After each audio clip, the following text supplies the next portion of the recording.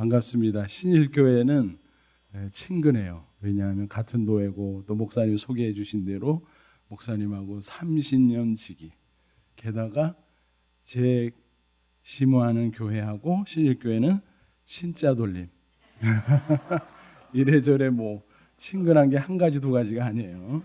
오늘 귀한 재직 헌신 예배 나오신 여러분 모두에게 새해도 하나님의 큰 은혜가 넘치고 또 맡은 자리에서 충성 다함으로 칭찬받는 여러분 다 되시기를 주님의 이름으로 축원합니다. 어떤 가정에서 있었던 일이에요. 크리스마스 이브 이제 가족들끼리 선물 하나씩 준비해서 선물 교환을 하자 약속을 했습니다. 그래서 저녁 때가 돼서 이제 선물을 풀어놓고 바꾸려고 하는데 하나가 모자란 거예요. 보니까 아빠께 빠졌어. 아빠가 어떻게 됐을까요? 아무리 그래도 그렇지 가장인데 섭섭한 빛이 역력했겠죠. 근데 그 사태를 파악한 어린 딸이 나섰습니다. 재치 있게 자기 선물에 묶여 있었던 리본을 얼른 탁 풀더니 자기 머리에다가 딱 달았어요. 그리고 아빠, 저를 보세요. 제가 아빠를 위한 선물이에요. 그래서 사태가 잘 마무리되고 오히려 아빠는 기쁨이 충만했다라는 그런 이야기입니다. 한 토막에 사소한 얘기 같지만 이 이야기가 헌신이 뭔가 또 우리 신앙생활이 뭔가 하는 것을 우리에게 교훈해 준다고 생각을 합니다. 그렇습니다. 헌신이라는 말을 우리가 자주 사용하고 또 여러분 오늘 헌신 예배 참여하고 있어요. 또 저희 교회도 마찬가지예요. 헌신 예배 참여하고 있어요. 그런데 그렇게 말을 자주 사용하고 또 헌신하지만 참 헌신이 뭔가 그것을 잘 모를 때가 있어요. 헌신 그러면 그저 한 시간 따로 시간 내서 예배한다든지 아니면 어떤 사역에 참여해서 봉사한다든지 그런 거를 헌신이라고 생각합니다. 물론 아니라는 건 아니에요. 그러나 진정한 헌신의 의미는 그게 아니다라는 것입니다. 방금 전에 한 토막의 이야기에서처럼 나 자신을 드리는 겁니다. 그래서 하나님을 기쁘시게 하는 거예요. 그런 진정한 헌신의 주인공들이 다 되시기를 주님의 이름으로 축원합니다. 이 헌신의 의미를 잘 설명해 주는 게 오늘 본문에 나오는 번제라고 하는 제사법이에요. 레위기는 잘 안 읽는 책이죠. 하지만 레위기를 읽어보면 너무 흥미진진하고 특별히 십자가가 나옵니다. 또 번제는 십자가와 더불어 헌신의 의미를 우리에게 잘 가르쳐주고 있어요. 여러분 레위기에 나오는 5대 제사 있죠. 뭐죠? 번제, 뭐 지금 얘기했으니까 있고 또 소제, 화목제, 속건제, 속죄제.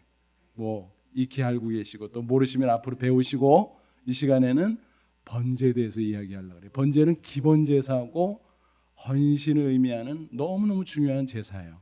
근데 이 번제하고 다른 제사하고 이렇게 끼워서 뭐 두 가지 세 가지 이렇게 하는데 번제는 항상 들어가. 그래서 기본 제사고 정말 중요한 제사라고 하는 것입니다. 번제가 뭐예요? 짐승 제물을 불로 싹 태워서 드리는 제사입니다. 그러니까 어떻게 보면은 참 무섭기도 해요. 불로 태워버리잖아요. 그죠? 짐승을 잡아가지고. 근데 이 절차와 모든 내용을 하나하나 살펴보면 헌신이라고 하는 게 뭔가 하는 것을 알 수 있어요. 먼저 여러분 헌신이 뭐죠? 그냥 쉽게 생각하세요. 바치는 몸신, 몸을 바치는 게 헌신. 근데 사실은 특별히 우리가 헌신하는 게 아니에요. 정확하게 말하면 저와 여러분 예수 그리스도를 믿는 하나님의 자녀 맞아요? 그러면 이미 헌신된 사람인 줄로 믿습니다. 왜 그래요? 우리는 하나님의 피조물이에요. 하나님은 창조주잖아요. 주가 무슨 뜻이에요? 주인이라는 거잖아요. 그러므로 우리는 하나님의 소유예요. 이미 창조 당시부터. 그런데 죄로 말미암아 영원히 죽을 수밖에 없는 비참한 운명에 빠져 있었는데 하나님께서 독생자 예수 그리스도를 보내주셨고 예수님이 십자가에 피 흘리심으로 우리의 죄를 대속해 줌으로 오직 그 십자가 복음을 믿는 저와 여러분을 죄와 영원한 사망에서 구원해 주셨어요. 그것을 다른 말로 뭐라고 또 얘기해요? 구속이라 그러죠. 교회 처음 나온 사람은 구속 그러고 오해해요. 제가 대학교 3학년 때 예수 믿었는데 교회 왔더니 이상한 말을 자꾸 해. 목사님 위해서 장로님들이 기도할 때 사자 목사님, 그냥 사자 목사님 이러지 않고 사자 목사님 그런 게 있어요. 저게 도대체 무슨 말일까? 세상에서 잘 안 쓰는 말이잖아요. 그래서 그게 라이온인 줄 알았어요. 라이온. 그래갖고 목사님을 라이온으로 비유하는 줄 알았어요. 나중에 보니까 메신저라는 뜻이야. 메신저. 근데 사자 목사님 그러니까 구속도 그래. 자꾸 구속 그랬는데 설교 듣는데 뭐가 좀 안 맞아. 그래서 저게 도대체 뭔 말이야? 이건 줄 알았어, 이거. 속박하는 거. 근데 우리가 말하는 구원과 똑같은 의미의 구속은 뭐라고요? 값을 주고 샀다는 얘기예요. 그거는 고대 노예제도가 성행하던 시대를 배경으로 하지요. 노예시장에 노예가 나왔어요. 값을 주고 사고 파는 물건과 같았어요. 근데 너무 불쌍해. 그래서 지나가던 사람이 얼마요? 하고 돈을 주고 샀어. 그러면 어때요?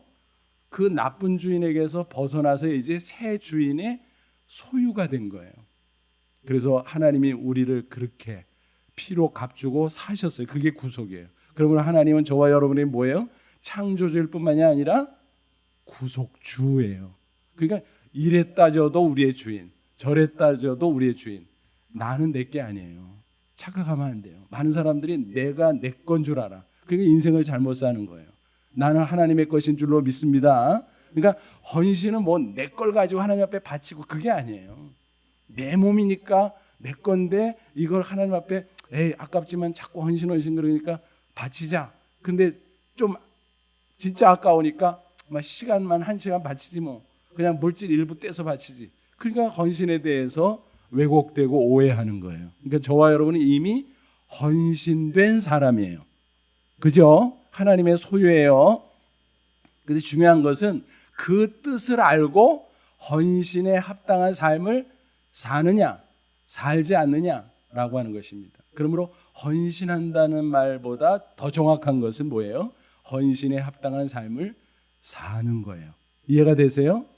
그래서 저와 여러분, 진정한 헌신은 이미 드려진 나를 그 헌신의 의미에 합당하게 하나님 앞에 다시 사는 것. 그것이라는 사실 꼭 기억하시기를 축원합니다. 그래서 오늘 번제의 절차를 보면서 야 정말 헌신이라는 거 이거구나. 우리가 새롭게 구원받은 하나님의 백성으로 산다는 게 이거구나 하는 것을 꼭 기억할 수 있기를 바랍니다. 그러니까 헌신은 뭐 재직이라고 하고 뭐 그게 아니에요. 어떤 특정한 사람을 구별해서 모든 그리스도인은 이미 헌신됐고 헌신에 합당한 삶을 살아야 돼. 따라서 바른 신앙생활 그리고 성숙한 신앙생활은 곧 헌신의 삶이에요. 이해가 되세요? 그러니까 구별할 거 없어요. 목사는 헌신하지만 우리는 뭐 평신도인데 뭘 헌신해. 그게 아니에요. 다 헌신이에요. 그래서 헌신에 합당한 진정한 헌신을 살기를 간절히 축복합니다. 그럼 진정한 헌신의 삶이란 뭔가 몇 가지로 살펴보면 첫째는 구속의 은총에 대한 감사 감격이 있어야 돼요. 뭐라고요?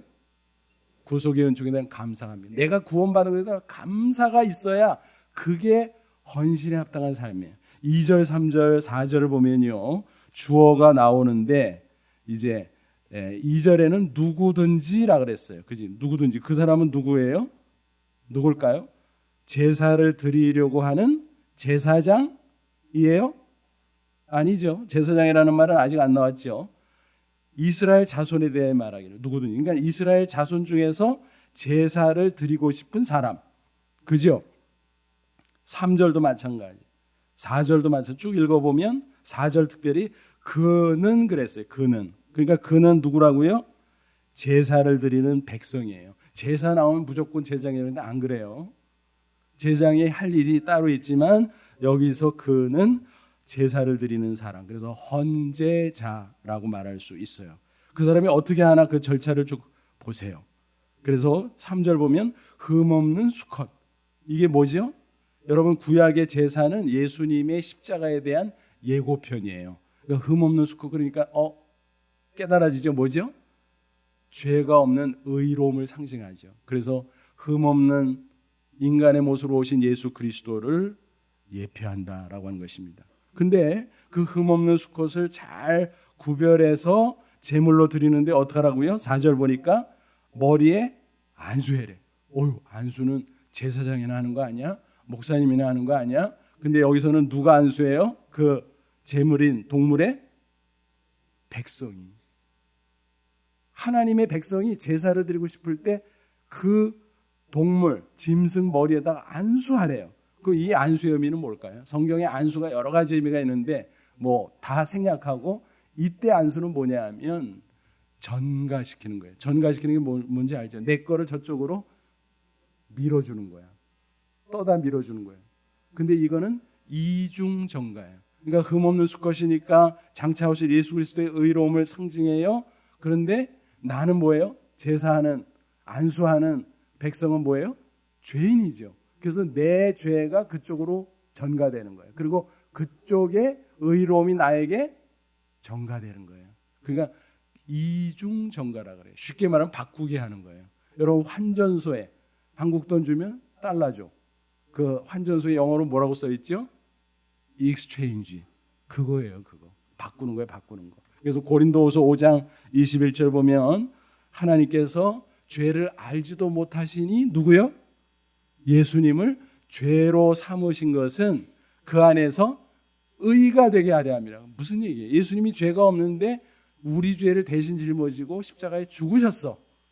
죄를 삼았다는 게 그거예요. 그러므로 믿는 우리는 예수님의 의로움을 받을 수 있는 거예요. 우리의 죄값을 다 치러줬기 때문에. 그래서 이중전가라고 하는 말씀입니다. 그렇게 한 다음에 5절, 6절 보니까 이제 제사장이 피를 뿌리기 전에 뭐랍니까? 헌제자가 직접 도살해요. 직접 도살해요. 어떻게 해요? 동물을 죽여. 도살하는 거예요. 그러면 피를 흘리고 죽겠죠. 어쩌면 피가 막 튈지도 몰라요. 가죽을 또 막 벗겨? 아이고 징그러. 왜 하나님을 이렇게 잔인하나? 왜 이렇게 징그럽게 하실까? 여러분 한번 상상해 보세요. 왜 하나님이 이거를 시키셨을까? 쉽게 말하면 체험학습이야. 체험. 뭘 체험하게 하는 거예요? 죄가 이렇게 심각한 거다. 이 짐승이 왜 죽어요? 누구 때문에 죽어요? 제사를 드리는 백성. 나 죄인 때문에 죽는 거예요. 어쩌면 그 동물을, 짐승을 집에서 애지중지 키웠던 거일 수 있어요. 그 중에서 흠이 없는 제일 좋은 것을 데리고 와서 자기 손으로 때려 죽이고 피를 토하고 죽고 가죽을 벗겨서 피가 막 튀고 어쩌면 얼굴에 막 묻을지도 몰라요. 그때 그 제사를 드리는 사람의 심정은 어떨까요? 상상해 보셨어요? 옛날 어렸을 때 집에서 기르던 엄마가 닭 잡는데 그 닭도리탕 해서 저녁에 식탁에 올랐는데 못 먹겠더라고. 나는 솔직히 걔하고 싸운 적이 얼만데 그렇잖아요. 이해되세요? 그러니까 어쩌면 엉엉 울면서 도살할지도 몰라. 내 죄 때문에 애매하게 네가 죽는구나. 네가 피를 흘리고 죽는구나. 여러분 거기서 하나님은 뭐를 느끼게 하는 거예요? 죄가 얼마나 심각한 것인가. 또 장차 오실 예수 그리스도가 우리의 죄값으로 십자가에 그렇게 비참하게. 십자가가 뭐예요? 목걸이 달고 다니니까 무슨 장식품인 줄 알아요? 아니잖아요. 사형틀이잖아요. 최악의 고통, 최악의 수치잖아요. 나의 죄 때문에 예수님께서 십자가에 못 박혀서 피 흘려 죽으셨다라는 사실. 그 사실을 오늘 신약시대 성도들이 레위기를 통해서 이 번제를 통해서 깨달아 알도록 하는 의미가 있다라는 거예요. 그러니까 오늘날 우리 번제 안 드리고 뭐 제사 안 드리는데 뭘 하고 레위기 같은 거 복잡하게 봐요? 그러지만 아니, 그게 아니라 여기서 영적인 의미를 통해서 우리가 우리의 죄가 이렇게 심각하고 예수님의 대속의 피, 그 은혜가 그렇게 값진 것이구나 라는 사실이에요. 이해가 되시죠? 선교지에서 선교사님이 선교단체 연결해서 예수라고 하는 영화를 상영하기 시작했어요. 근데 점점 흥미진진하게 진행되는 가운데 사람들이 막 빨려 들어갔어요. 근데 막 예수님께서 십자가에 못 박히는 그 마지막 순간에 저 뒤에 앉았던 젊은 사람 한 사람이 막 뛰어나왔어요. 울면서 막 예수님이 왜 십자가에 못 박혀? 내가 보니까 죄 지은 거 하나도 없는데, 우리가 죄인인데 예수님 십자가에 못 박히지 마세요. 내가 못 박혀야 됩니다. 내가 죄인이잖아요. 여러분 순진한 그 현지인이 영화를 보고 진짜인 것처럼 느껴가지고 그런 반응을 보인 거예요. 근데 사실은 아이고 영화 처음 봤나 촌스럽게 우리가 그렇게 무시할 수 있습니까? 사실은 그 사람의 마음이 진짜인 거예요. 나 같은 죄인 위에 대신 십자가 그 흉악한 사형틀에 찢기시고 피 흘리시고 수치당하시고 고통당하신 그 예수님, 그리고 부활하심으로 나를 죄와 사망에서 구원해 주신 그 놀라운 구속의 은총, 그거를 한시도 잊지 말아야 된다라고 하는 사실입니다. 여러분, 우리 신앙생활을 부부생활로 비유한다면 부부생활이 뭐예요? 아내는 집에서 빨래해주고 요즘 뭐 세탁기가 해주지만 또 밥 지어주고 청소해주고 그거예요? 그거는 사랑하니까 기쁨을 하는 거죠. 애정이 다 식어버렸어. 그냥 형식적으로 해. 아이, 옷도 자주도 갈아입네. 빨래 산더미야 산더미. 불평 나올 수밖에 없죠. 억지로 하는 거죠. 또 남편은 직장에서 열심히 하면서 아이, 집안 식구들 때문에 내가 이 생고생하네. 아유, 한 달 벌어갖고 그냥 갖다 주면 며칠 내로 다 써버리고 서로 불평하고 억지로 하고. 여러분, 그건 부부 생활이 아니잖아요. 그 처음 만났을 때 그 뜨거웠던 첫사랑, 그러면서 같이 살면서 서로 고마워하고 서로 존중하고 그 마음이 있어야 그게 진짜 부부 생활이잖아요. 첫사랑을 잃어버리고 애정이 다 식어지고 억지로 할 수 없이 해야 되니까 한다면 그게 무슨 부부 생활입니까? 우리 신앙생활도 마찬가지예요. 여러분, 우리가 뭐 몇 시간 하나님 앞에 주일날 나와서 봉사하면 그게 헌신이에요? 아니에요. 뭐를 하든지 큰 일을 하든 안 하든 작은 일을 하든 상관없이 기본적으로 깔려야 될 게 구속의 은총에 대한 감사와 감격. 그것이 있을 때 그것이 진정 헌신의 삶인 줄로 믿습니다. 여러분, 어메이징 그레이스 찬송가 305장 작시자를 알잖아요. 존 뉴턴. 그 사람 전직이 뭐라고요? 노예상인이잖아요. 흑인 노예들 무역하는 그 극악무도한 노예선의 선장이었어요. 근데 그가 극적으로 회심을 합니다. 그리고 땅을 치면서 회개하고 통곡했어요. 나 같은 죄인. 그래서 나 같은 죄인 살리신 주은의 놀라와 그 시를 짓게 되었다라는 것입니다. 이 사람은 평생 그 감격을 놓치지 않았어요. 나 같은 죄인, 흉악한 죄인, 나는 죽어 마땅히 지옥 갈 인간에 불과해. 근데 나 같은 죄인을 구원하셨어 예수님이. 게다가 나를 복음의 사역자로 삼았어. 근데 내가 양심 있지 어떻게 목사 가운을 척 입고 설교를 하겠어? 안 돼. 그래서 그는 평생 사역하면서 노예 복장을 하고 복음을 전했다라는 사실입니다. 잊지 않으려고. 나 같은 죄인 살리신 그 놀라운 은혜, 어메이징 그레이스를 생각하면서 그렇게 사역했다라는 것입니다. 여러분, 우리는 직분자 이전에, 찬양대원 이전에, 목사 이전에 여러분 뭐예요? 우리는 한 사람의 그리스도인이에요. 하나님의 소유된 백성이에요. 피로 값주고 사신 사람이에요. 그러므로 무슨 일을 하든 하지 말든 큰 일을 하든 적은 일을 하든 상관없이 구속의 은총에 대한 감격 감사를 가지고 살아가시기를 축원합니다. 그러면요, 주님을 위해서 뭐 일하고 그거 하나도 안 힘들어요. 연말 연시 되면요, 신일교회는 안 그러겠지만 교회마다 그냥 일꾼 때문에 난리야 요즘에. 요즘 그만둔대 다 그만둔대. 그래서 왜 그만두냐니까 그동안 오래 했대. 오래 했으면 그 오래 한 실력 갖고 더 잘해야지. 그동안 안 해봤대. 안 해봐서 못하겠대. 그럼 누가 해? 오래 한 사람은 오래 해서 안 하고, 안 해본 사람은 안 해봐서 몰라서 안 하고. 그럼 누가 해? 누가? 여러분, 교회는요 목회자들끼리 하는 게 아니라, 여러분들 제자 훈련하는 교회니까 더 잘 알잖아요.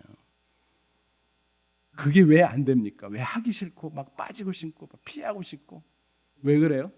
직분 맡을 때는 막 감격하고 막 그래요. 근데 시간이 지나면 그냥 익숙해져 가지고 감동이 없어. 감격이 없어.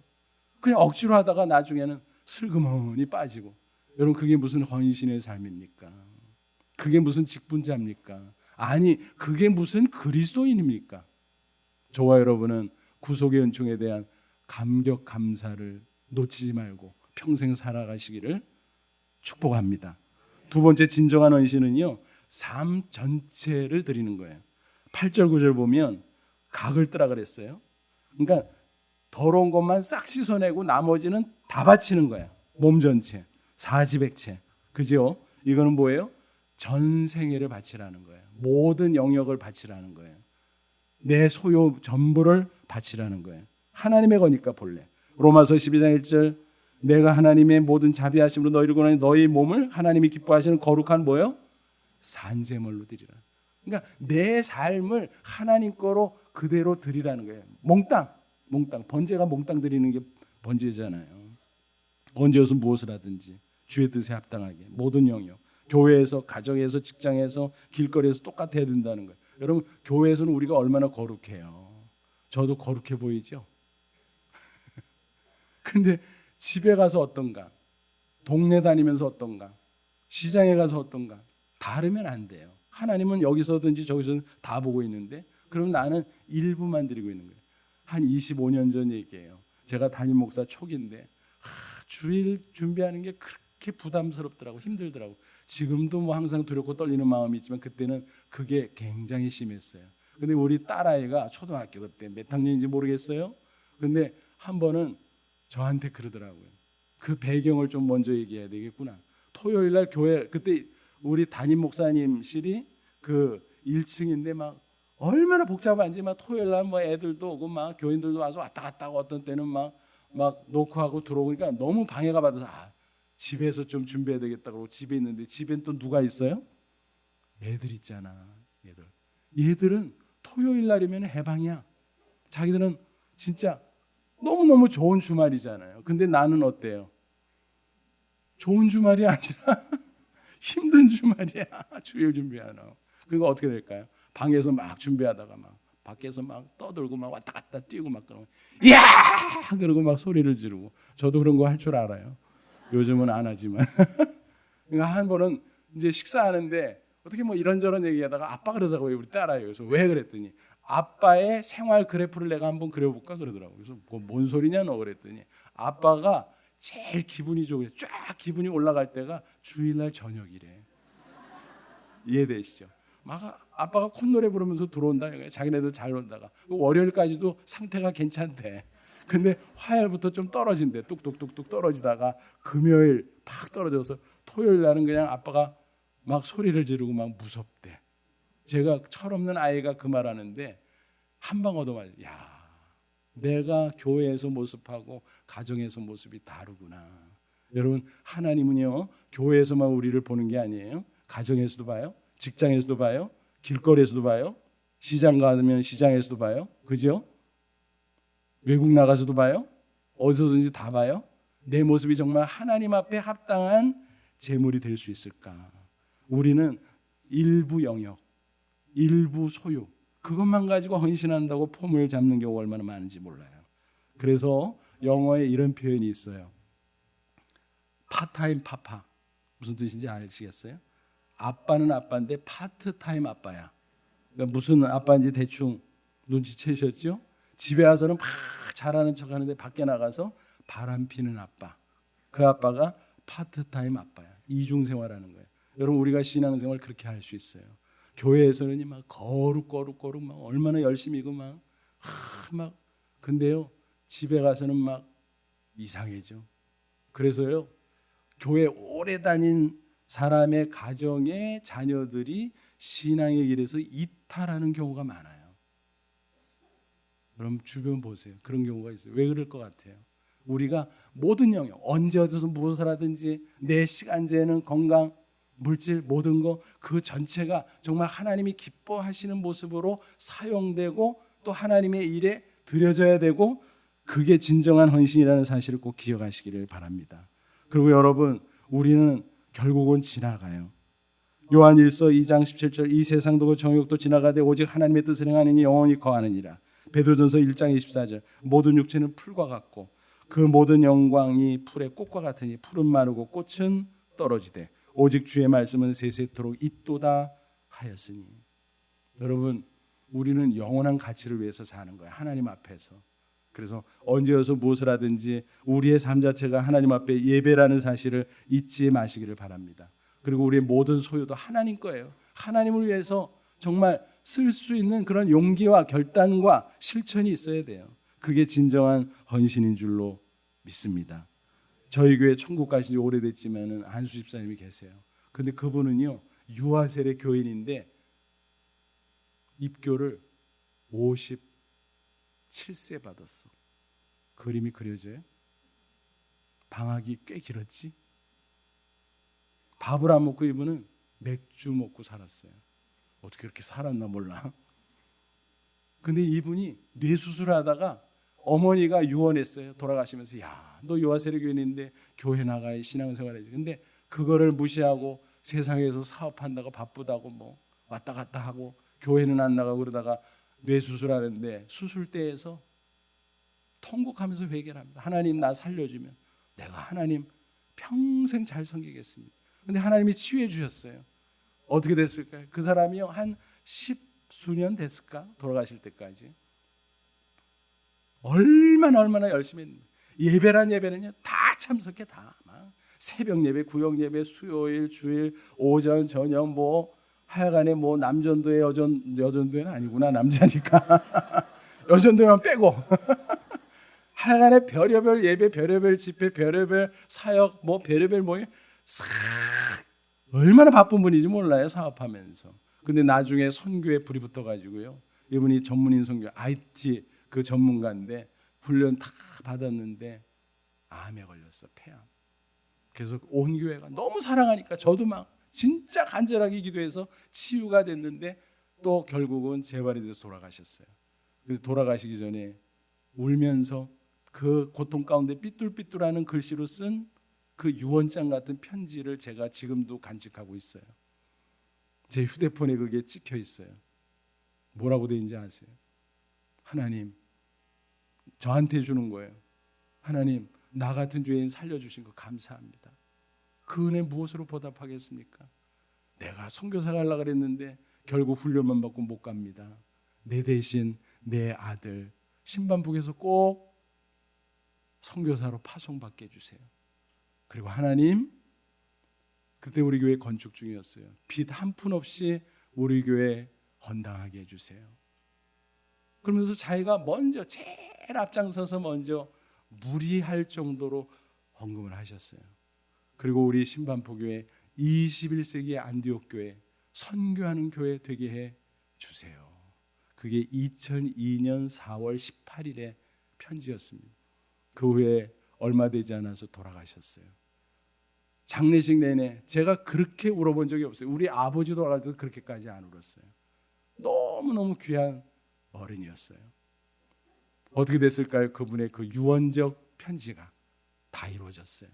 아들 키르기스탄에 가서 선교하고 있어요. 목사님 돼서. 또 교회 1원도 은행빚 없이 헌당했어요. 그리고 21세기 안디옥 교회, 뭐 그렇게 붙여도 될지 모르겠지만 어쨌든 선교하는 교회로 나름 애쓰고 있어요. 여러분, 그분은 정말 짧은 기간이지만은 자기의 전부를 하나님 앞에 드렸어요. 전부를. 야, 저게 헌신의 삶이구나. 여러분, 그렇게 사시기를 주님의 이름으로 축원합니다. 근데 너무 부담드린 것 같아서 좀 풀어드릴게요. 그 다음에 세 번째는요, 헌신은 성화된 인격을 가지고 사는 거예요. 9절 보면 물로 깨끗이 씻어서 불을 가지고 태워서, 화제라 그랬어요. 화제. 그럼 뭐가 올라가죠? 연기가 올라요. 그게 뭐라 그랬어요? 하나님께 드리는 향기라 그랬어요. 향기. 향기가 있어야 돼요. 인격의 향기. 여러분, 생화와 조화의 차이가 뭐예요? 향기가 있고 없고. 요즘 어떤 조화는 뭐 향수도 뿌리더만 그거는 가짜니까 쳐주지 않고. 여러분, 조화는 향기가 없어요. 생화는 향기가 있어요. 예수 믿으면 새 생명을 얻은 줄 믿습니다. 참 그리스도인은 향기가 나는 줄로 믿습니다. 근데요, 이상하게 예수 믿고 오래됐는데 왜 그렇게 거칠어? 왜 그렇게 거칠어? 여러분, 예수 믿으면 속죄의 은혜로 하나님의 자녀, 구원받은 사람 되는 줄로 믿습니다. 끝이 아니죠. 천국은 가겠지만 천국 갈 때까지 어떻게 돼요? 우리는 예수 그리스도를 모델로 삼고 계속 변화돼야 되죠. 성령과 말씀 안에서. 그게 뭐예요? 성화의 과정이잖아요.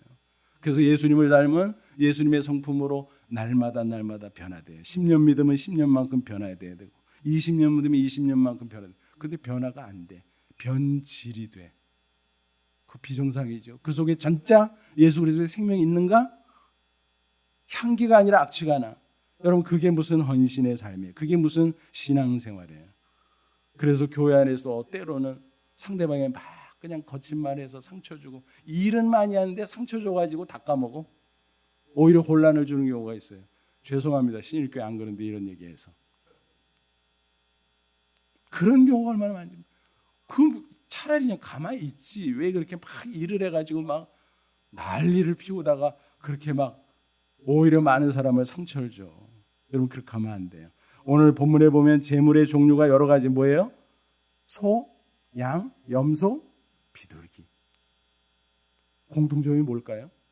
순둥이들이야, 순둥이. 초식동물. 왜 하나님은 초식동물만 제물로 받으셨을까? 순둥이이기 때문에 그래요. 저와 여러분 예수님을 닮은 순둥이 되시기를 바랍니다. 그래서 사역이 중요한 게 아니에요. 인격이 있어야 돼. 인격이 뒷받침되지 않으면 사역은 꽝이에요. 향기로운 그리스도를 닮은 인격의 삶으로 헌신의 삶을 실천하시기를 축원합니다. 그리고 마지막 네 번째는요. 진정한 헌신은 최선을 다하는 거예요. 재물의 종류 방금 말씀 소, 양, 염소, 비둘기. 공통점은 순둥이인데 왜 이렇게 각각 이거 드리고 다를까? 그거는 재물을 드리는 백성의 경제력에 따라서 똑같아요. 의미는 부자는 소 드리고 중간 이 사람은 양이나 염소 드리고 가난한 사람 비둘기 드리고 예수님의 가정도 예수님 처음 성전에 갈 때 뭐 드렸어요? 재물을 집비둘기 드렸잖아요. 가난했다는 얘기지. 저는 이게 너무너무 좋아요. 여러분 우리가 예수 믿고 세속적인 가치관에 물들면 안 돼요. 하나님이 크게 해주고 하나님이 유명하게 해주고 하나님이 높여주시면 감사하지. 그리고 그걸 가지고 하나님 앞에 또 쓰임받으면 더 좋지. 근데 세속적인 가치관 성공주의로 막 그냥 그리스도인들 똑같이 막 경쟁하고 높아지고 막 많아지고 막 빨리빨리 가려고 그러고 막 그러다 보니까 좌충우돌하고 심지어는 교회 안에서도 그런 경우가 얼마나 많은지 몰라요. 여러분 이름 내려고 막 그런 사람들이 얼마나 많아요. 여러분 이름 내면 뭐예요? 다 잊어버려요. 백과사전에 유명한 사람이 적혀 있어요. 유명하지 않은 사람이 적혀 있어요. 유명한 사람. 근데 백과사전 여러분 1년에 몇 번 봐요? 몇 번 봐? 안 봐. 안 본다니까. 유명해봐야 소용없어요. 하나님 앞에 유명해야지. 세상에서 유명하면 다 지나가는 거예요. 그러니까 겸손하게 내가 있는 자리에서 최선 다하면 돼. 적으면 어때? 괜찮아요. 하나님이 칭찬하니까. 달란트 비유 마태복음 25장 보면 한 달란트, 두 달란트, 다섯 달란트 맡았던 사람 한 달란트 왜 야단 맞았어요? 그냥 파묻어다 그대로 가. 적어서가 아니야. 악하고 게을러서 그런 거예요. 두 달란트, 다섯 달란트 갑절을 남겼어요. 근데 세상 기준은 뭐예요? 야, 10달란트 너 1등, 4달란트 너 2등. 등수 매기죠. 키재기 하죠. 근데 하나님은 안 그래요. 그 주인을 통해서 뭐라고 말했어요? 착하고 충성된 종 잘하였도다. 그랬잖아요. 그게 똑같아요. 마태복음 25장 21절, 23절이 한 글자도 틀리지 않고 똑같아요. 저는 그 말씀을 깨닫고 막 얼마나 좋았는지 몰라요. 나는 작은 사람이거든. 근데 내 작은 위치에서 최선을 다하면 하나님이 나를 하나님 앞에서는 최고라고 하거든. 여러분 여기에 수백 명이 모여 있는데요. 우리가 다 하나님 앞에 1등 될 줄로 믿습니다. 최선 다하면 돼요. 내가 있는 위치에 직분이 뭐든지 직분 높고 낮고 없어요. 그냥 역할이 다른 거야. 리더십이 다를 뿐이에요. 거기서 최선을 다하면 하나님께서 우리를 기뻐하실 줄로 믿습니다. 그리고 결정적으로 이렇게 할 수 있는 그 원동력이 뭘까요? 7절 9절 보면 번제가 되려면 결정적으로 뭐가 있어야 돼요? 불이 있어야 돼. 불. 번제를 드릴 때 레위기 6장 또 9장 보니까 하늘에서 불이 떨어졌어요. 하늘에서 내려온 불 뭐예요? 성령이죠. 성령. 그러니까 성령 충만하지 않으면 헌신의 삶을 살 수가 없어요. 인간이 나와요. 죄성이 나와요. 욕망이 나와요. 옛사람이 나와요. 헌신의 삶을 살 수 없어요. 그래서 여러분 기도 많이 하시고 내가 주인이 아니라 성령님께서 내 속에 들어오셔서 주인 되는 그런 삶을 내가 따라가며 살 수 있기를 바랍니다. 그게 헌신이에요. 그럴 때 하나님께서 우리를 축복하실 거예요. 영광 받으실 거예요. 교회가 부흥하면 결국은 그게 나의 축복, 나의 영광이에요. 우리가 천국 가면 뭐 자랑하겠어요? 명함 판 거 가져가서 주님 앞에 내놓을래요? 나 이런 사람이요? 그거 누가 보신대? 이미 다 파악하고 있어. 몸된 교회 같이 협력하며 헌신함으로 말미암아 얼마나 많은 영혼을 구원하고 하나님의 나라를 확장했는가. 거기에 기여한 사람은 최선을 다한 그 모습 보고 하나님께서 하늘의 상을 주실 줄로 믿습니다. 또 이 땅에서 그런 헌신의 삶을 살아가는 사람 하나님 기뻐하시고 함께 하시면 축복도 하세요. 부어주세요. 마태복음 6장 33절 하나님의 나라와 의를 구하라. 그러면 이 모든 것을 너에게 뭐요? 더하시리라. 세상 막 매달려갖고 예수 믿으면서도 막 그런다고 돼요? 하나님이 되게 해줘야 되지. 안 돼. 근데 하나님의 뜻대로 하나님 앞에 바른 헌신의 삶을 살면 하나님께서 더해 주신다니까요. 그래서 사자성어 마태복음 6장 33절 뭐예요? 마륙 33 기억하세요? 마륙 33 사자성어의 축복의 사자성어. 한 사람의 얘기만 간단히 들고 말씀을 마칠게요. 제가 그 기독실험에 가서 예배를 인도하는데 거기 이렇게 방문자로 교보문고 사장한 사람이 오셨더라고요. 그래서 간증을 잠깐 하는데 그 스토리가 이랬어요. 자기 아버지가 소천하셨는데 교회에서 그렇게 장례식을 잘해주래요. 감동받아갖고 아유 나도 내 아내 따라서 교회에 나가야 되겠다. 그래서 교회를 출석하는데 뭐 괜찮아요. 그래서 성경공부원에 등록해가지고 6개월 동안 열심히 하느라고 했어요. 그러면서 신앙이 조금씩 자랐는데 교보문고 안에 이렇게 지점이 많은데 강남 점장으로 근무할 당시인데 주일 근무를 자꾸 빠지게 되는 거예요. 막 업무 때문에. 그래서 야 이러면 안 되는데 그래가지고 하나님 앞에 기도했어요. 하나님 주일을 지키고. 그랬더니 하나님이 곧바로 다음 주에 그 교보문고 안에서 다른 곳으로 옮겨줬는데 인터넷 교보, 인터넷 서점이죠. 근데 그때 그 그룹 안에서 꼴찌야. 인터넷 교보가. 그걸 맡게 됐어요. 그러니까 걱정이 되죠. 야 이거 꼴찌인데 이거 어떻게 내가 일으키지. 근데 하나님이 함께 하니까요. 신장이 막 돼요. 30%, 60%, 90%, 200%. 그래서 나중에는 그 교복으로 교보 문고 그 그룹 지점 안에서 1등을 먹었어. 그냥 이 사람은 뭐 성경공부만 한 게 아니에요. 막 봉고차 가지고 막 교인들 실어나르고 새벽이고 금요 철회하고 뭐 그냥 또 막 교사로 막 섬기고 막 그렇게 막 열심히 하니까 하나님이 기뻐하신 거예요. 그래가지고 나중에는요 교보문고 전체의 CEO가 될 수 있었다라고 하는 간증입니다. 여러분 우리가 하나님 앞에 헌신의 삶을 하면 우리 그냥 지지리 못되게 할까요? 하나님 뭐 하려고 그러겠어요. 우리하고 원수 지신 것도 아닌데. 그렇잖아요. 그러므로 여러분 하나님의 나라와 일을 구하고 헌신의 삶을 사세요. 그래서 이 땅에서 하나님이 주시는 기쁨 보람 느끼시고 축복된 삶을 사시고 언젠가 천국 가는 그날 주님 앞에 설 때 야 잘했다 그렇게 칭찬받고 상을 얻는 그래서 영원히 하나님 앞에 유명한 사람들 다 되시기를 특별히 좋은 교회 신일교회 공동체로 연합해서 신앙생활하고 헌신의 삶을 산 그것으로 인해서 신일교회 멤버였다는 것을 자랑스러워할 수 있는 여러분 다 되시기를 주님의 이름으로 축원합니다.